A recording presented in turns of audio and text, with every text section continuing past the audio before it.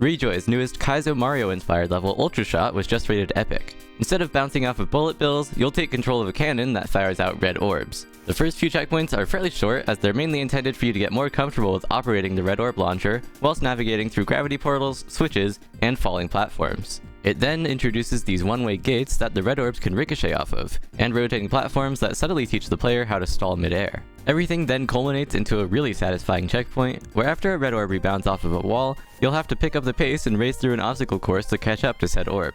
The next couple of checkpoints then add and focus on platforms that swing back and forth, and ones that briefly move forward before dropping down, before some really satisfying parts, such as wave dashing off the level's various moving platforms, and a checkpoint with virtually no solid ground, forcing you to solely rely on the red orb cannon. The last checkpoint then blends all of the level's mechanics together into one final challenge. Kevin ITA, one of the early legends of platformer mode and arguably the best player of 2023, has finally returned to a top 50 spot on platformer rank with his completion of Delightful Climb, the top 1 platformer, a level that Dron also beat this week. He would then follow this up 3 days later with the completion of the Abyss Deathless, leading to his first platformer rank appearance within the top 20. After over a month, revnotruv has claimed first victor on the top 5 UFO only level Breakout. The level has a gimmick where instead of spending a little bit of time to change directions, you'll now instantly turn around. This would be especially helpful in the first section Rev struggled in, where after passing this ascending sequence of spikes and timing a late green orb click, he would have to fall through this gap.